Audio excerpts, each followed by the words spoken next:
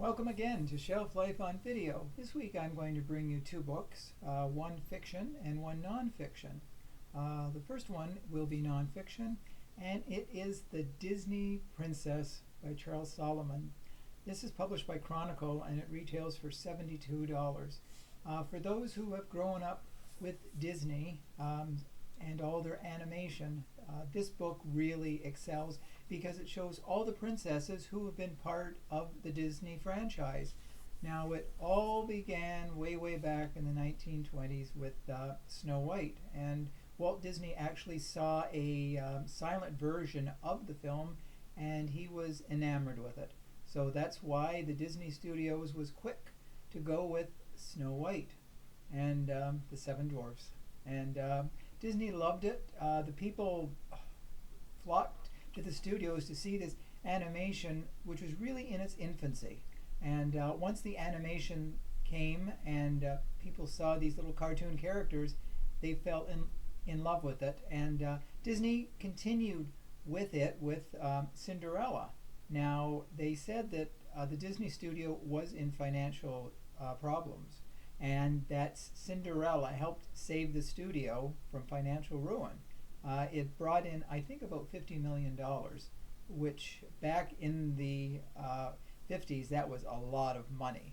But this book is beautifully presented. It features 12 Disney princesses: Cinderella, Snow White, Rapunzel, Moana, Belle, and several more who have been part of the Disney chain. And any young girls who love to see princesses, and I'm sure there are boys who like to see the princesses too, as part of the Disney magic, and adults as well. Let's not just say it's just for children, because it's for everybody.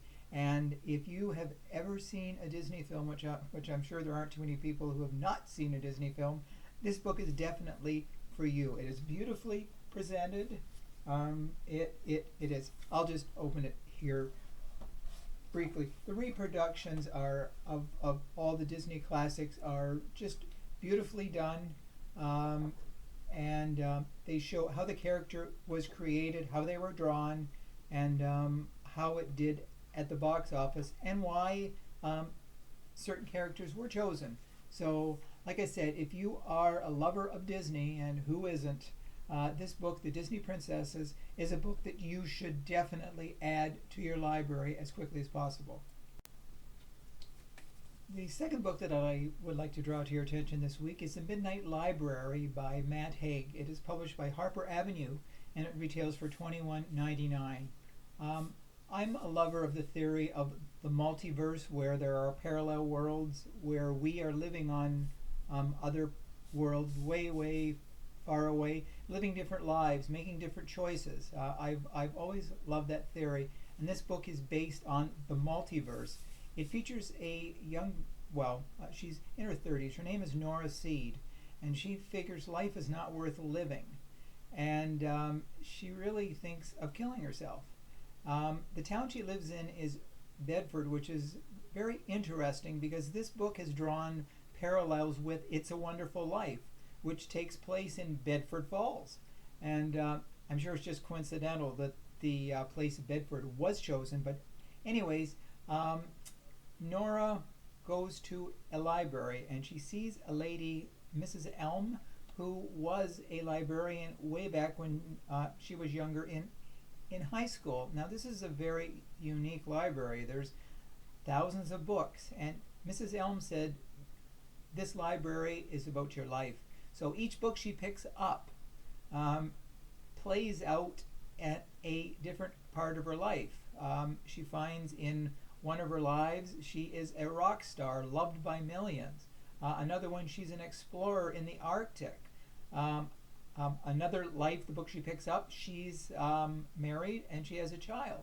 And as it plays out, she finds out how all these scenarios would have taken place in this library of life, really. And the deeper we get into the book, the more fascinated we are at the choices that she has made, the choices she didn't make. And like I said, because of parallels to It's a Wonderful Life, we see how the world would have been if she didn't make this choice. And so Matt Haig has eloquently made us all think of our own lives and how it would play out if we had different lives, if we made different choices, if we met different people, if we made different decisions.